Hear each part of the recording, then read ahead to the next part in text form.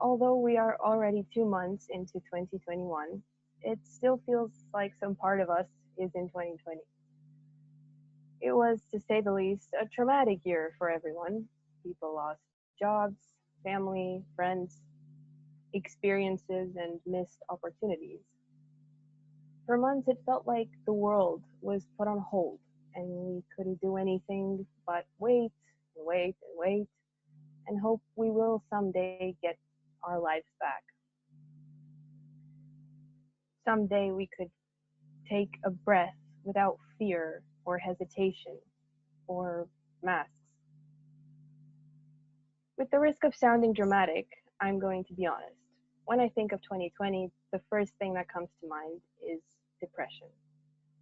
If before, all of the depressive episodes I had experienced had been 1 or 2 weeks long, and I had been able to deal with on my own, 2020 came with one that lasted for about 7 months. Now, as is mostly with mental issues and illnesses in general, there's no official definition for a depressive episode, so I'm going to attempt to give you my own. In May, I started feeling like there was this glass wall between myself and the rest of the world. Everything was very similar to the way it had been in lockdown, before lockdown, but everything was completely different. There was this constant void, like I couldn't exactly feel, like I could take the deepest breath and it still wouldn't fill my lungs. There were good and bad days. I could go about my life and work and eat and sleep and laugh, but there was this constant pressure on my chest. Late autumn, it even got to a point where I felt physically ill and had to skip classes. When you're in a depressive episode, your whole life purpose is making it through today, this week, this month. So the notion of looking forward to something in the future is quite scary and therefore not easily accessible. But the earth goes around the same way for everyone, and I had to pull myself together and put on a nice face and a smile so as not to worry people around me, get up and study when all I wanted to do was be left alone, and turn in assignments on time when I barely had the energy to take a sip of water. But the best way I can describe it to someone who hasn't experienced it is it's so similar to homesickness. You're constantly missing something, only you don't know exactly what. Some days it's worse, some days you can even forget about it, but it's still there. You're not quite where you belong. On the first day of winter break, someone from my family received a positive COVID test. It had been my biggest fear for months, as I'm sure a lot of you can relate. But it was far different from what I had from what I had expected and from the scenes I had created in my mind. Less frantic emergency room meetings and near-death experiences, and more jokes about how not having a sense of smell and taste is actually more like a superpower when you think about it if the people you live with aren't good cooks.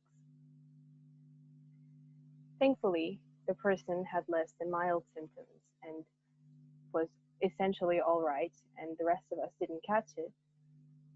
But we still had to spend Christmas apart, although in the same house, wear masks whenever we left our bedrooms, and be quarantined for 14 days.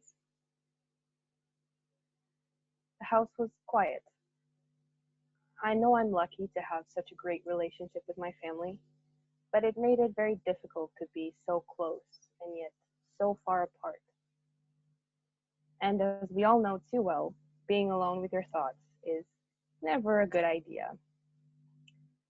I started thinking of the worst possible outcomes of the worst possible situations and analyzing every little thing I ever said or did, everything I should have done or shouldn't have done.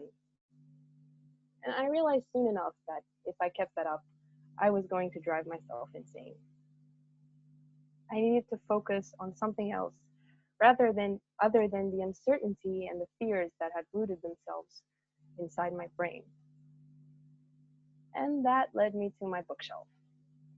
Now, I've never been a big reader. It was a wonder if I read more than 20 books in a year, I'm going to be honest. I always found I had better things to do, or I wasn't in the right headspace for reading. Well, when I think about it, those were really just excuses. I didn't enjoy it. And I found it incredibly difficult to just sit down and stare at scribbles on a page for hours on end. Who has time for that? But I decided to give it a try, so I made myself a nice cup of tea and I picked up Harry Potter and the Prisoner of Azkaban of all things. And within minutes, instead of contemplating unrealistic what ifs, I found myself I found myself um, sorry, I found myself weighing on whether I'd rather have the invisibility cloak or the resurrection stone, or whether I'd choose divination or runes as an elective. And that was exactly what I needed. For some time, everything around me, all the worries and fears and problems, ceased to exist. I forgot about them for long enough to calm my thoughts so that eventually, when I closed the book for the night, I was ready to face them.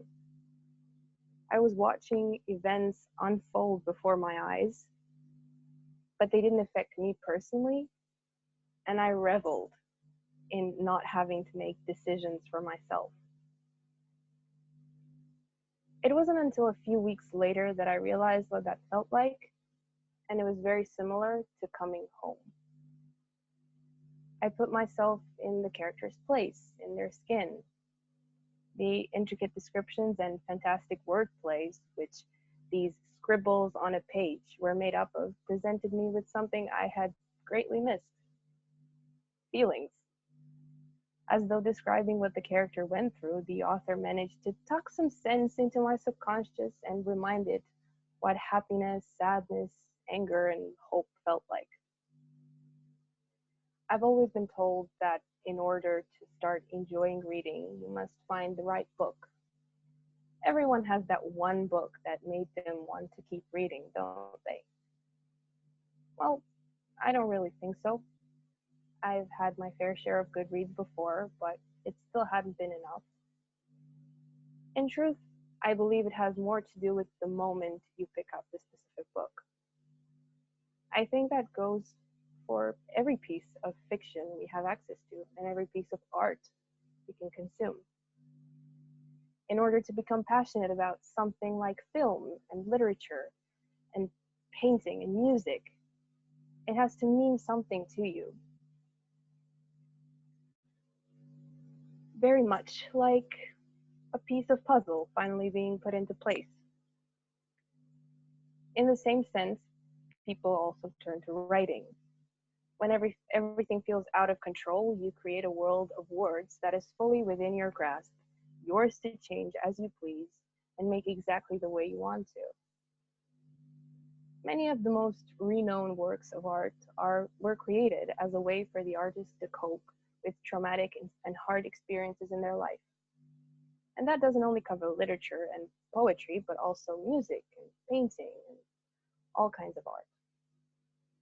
That's why some people say artists are the saddest people.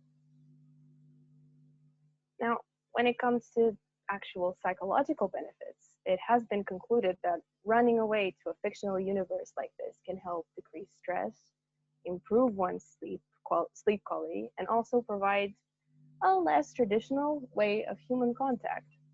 It allows you to see different perspectives in different cultures, types of relationships, and allows you to, by getting to know the characters, also get to know yourself.